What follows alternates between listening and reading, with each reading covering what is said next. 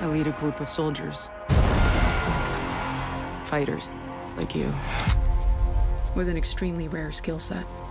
What do you mean? Mother? Let's just say we're very hard to kill.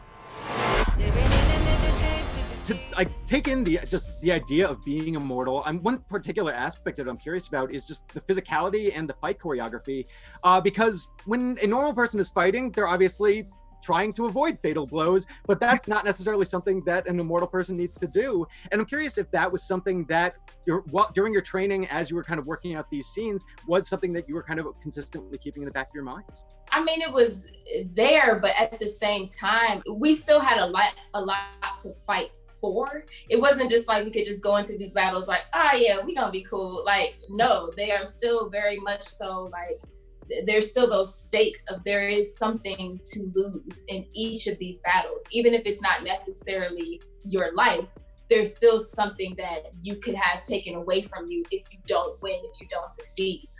So that still very much so was a part of every fight in the film.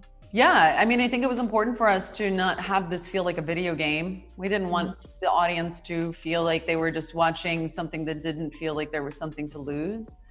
And it's a tricky thing with when you kind of dive into the world of immortals, right? So you want to constantly kind of make people feel like there's an angst, like Kiki said, that there is a loss, there is something that is at stake. And we worked really hard at that because ultimately I think people like these movies when they emotionally can tap into them as much as the action and the fun and the excitement of the big set pieces. And I'm curious just if there was one sequence or even a moment that proved to be kind of a more significant challenge than you maybe expected going in. You know, the plane fight is the first thing that we shot. And I was nervous about that at first. You know, originally I was talking to my AD, I said, why don't we start with, 2 people at a table? Like that's what I'm used to. But then it was like, you know what, let's just go big or go home. Let's just throw ourselves into it. I knew exactly what I wanted from that fight. I knew I didn't want to give myself any crutches. So DP Tammy Riker and we didn't have any flying walls on that plane. That is a plane that was built. And I didn't want to allow myself any shortcuts. If these two characters are fighting in this confined space, then we need to be in that as well. But the biggest challenge, honestly, despite that, I hate to fly. Like, I'm deathly afraid of flying. And we are inside this, when it's ready to go, they shut that door and they move it away and they turn on the hydraulics. And every time those hydraulics turn on, I'm like, I had to calm myself every time. If we can unlock their genetic code, the entire world will be begging us for the key. So when you two were both getting into your characters, I'm curious what it was that basically most excited you to dig into the roles and also just kind of wanted to emphasize in your performances, particularly because both of these characters have interesting kind of hero of my own story vibes to them. Yeah, I think I was excited because I thought that it could, I had a great deal of empathy for this character, just sort of going in. And I was excited to play that out and to see what that would feel like and whether you could sustain that with a character, even though a character is crossing all of these ethical and moral lines as he's going along and getting sort of more and more drawn into a sort of nefarious kind of toxic world. And so it was really, for me, just sort of playing with that line. And I was very excited about working with Gina as director and this fantastic cast. So, and I thought the story was really exciting and there was all this kind of existential angst in the middle of it. So I was thrilled about it. Yeah, it was just a combination of so many things, to be honest. Firstly, reading the script, I then got the graphic novel and I sort of had them side by side and went through them and was really excited actually that obviously it was Greg Rucka who wrote the screenplay and also did the graphic novel, but there were changes, there were slight differences between the two pieces of material, which for me was really exciting because it showed that we wanted to explore this and it could change and it could move, and that's always an exciting prospect for an actor. And then of course meeting Gina and then finding out who else was in it, I mean it was a complete no-brainer for me. When you're dealing with characters who are immortals, you're talking about like vastly different characters in terms of backstory, in terms of motivation, in terms of physicality. So I'm curious just what kind of conversations you would have with your actors, and especially the stuff that you were most interested on them focusing on. Yeah, I mean, this was absolutely a challenge, and it started with casting. I needed to find actors who we could believe were 1,000 years old. You can't just be a great actor. Do you have that soulfulness? And I felt like I was very fortunate in every single role to find actors to embody that. And then how do you embody that? You can't play age. So what are you playing? So a lot of it was interesting. Each actor was different. And I gave each actor different things. The stuff that Marwan and I talked about in terms of his character, Joe, it was a lot of literature. He's a very learned dude, does a lot of reading. And so a lot of his stuff was quotes and books that he found that he felt spoke to his character. You know, with Charlize, I had actually put together literally the history from 600 AD, like all the major things that happened through history all the way to modern, to help her understand this is what you've lived. You know, Kiki, just being a Marine, what does that mean to be a Marine and follow in your father's footsteps? So, I mean, that's the fun part about directing, is creating characters, and even more fun when you're dealing with actors of this caliber. I mean, Chiwetel, work with Chiwetel, you know, it's just a gift to have people at that level who not only embrace the work that you give them, but also are themselves digging in and creating backstories for themselves. So you good guys or bad guys? Depends on the century. So we really never die. Just because we keep living doesn't mean we stop hurting. When you're doing your homework, in this case, you want to find out what took place in what times, and you know, there's a lot of history, so you know, you can't.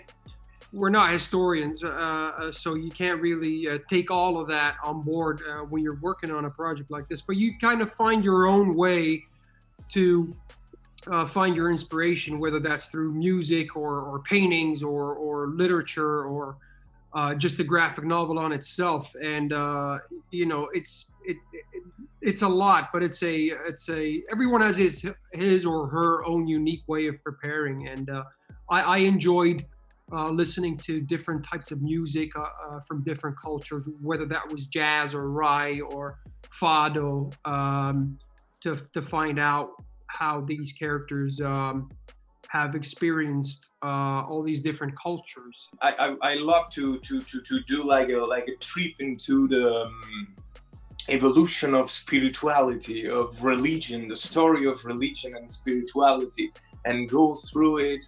And because of the start point of my character, for example, because he starts from like religious background or something like that, so he participated in the Crusades, and yet he's the biggest lucky in his life to meet Joe there. There's also references in the movie where we talk that he was part of the French Revolution and Napoleonic times.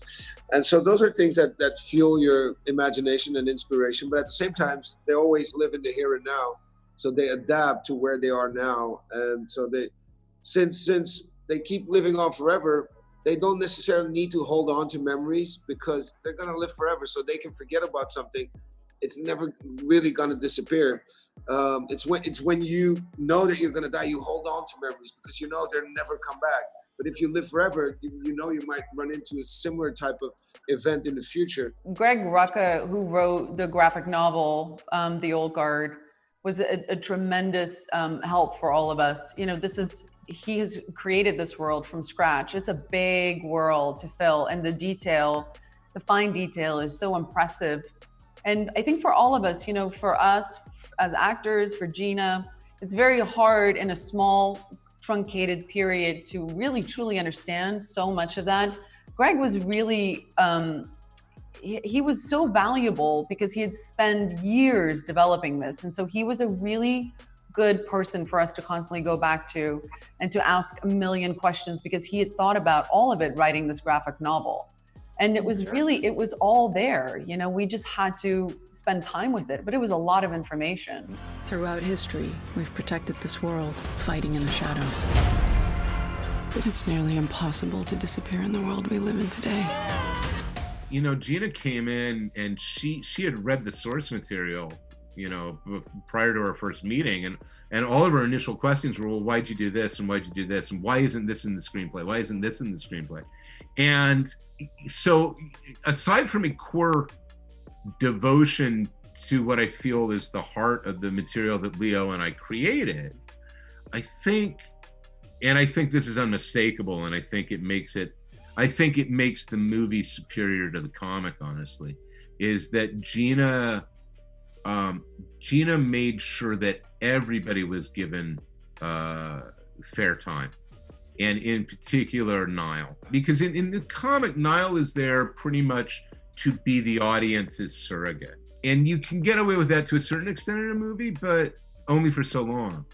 And really giving Niall a story that I think was worthy of her and worthy of Kiki Layne.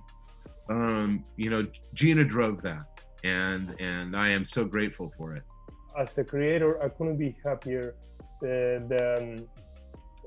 because I could feel every time I see it again, because I've seen the movie many times, the attention that has been paid to the original comic book, especially by Gina, who I could tell particularly because there are so many little details that say she looked at the comic book. And from such a lonely job as a comic book artist is like creating something from this drawing board, where it's just the two of us alone in our studios, from here to a movie set in London or in the desert in Morocco, and see hundreds of people working there, making a lot of things, to do something that we do in a white piece of paper, you know, is so exciting. And after that, looking at on the screen, and with so much respect for the original thing, I mean, I couldn't ask for more. It's remarkable. This movie very much ends with a setup for more in the future. There is a little post-credits bit, and I'm curious just about kind of if there have been conversations about a sequel, and also just what you would like to explore with these characters further. Yeah, I mean, Greg has always envisioned the story in terms of his graphic novel as a trilogy. I know where the story goes, and it's pretty dope. So if the audience, I mean, it's all about the audience. If they want to see more, there's absolutely a lot of story to go. They're going to lock us up and weaponize us, but they've never faced an army like ours. An army of 5. Shit, let's start a band. The characters are great, the movie's great, so congratulations, and thank you so much for taking the time today. Unfortunately, I have to wrap up. Are you in a video store? Are you a Blockbuster? Oh no, I just have the biggest movie collection of the planet. I have not been bored for the past 3 to 4 months. That is just, yeah, for sure. Amazing.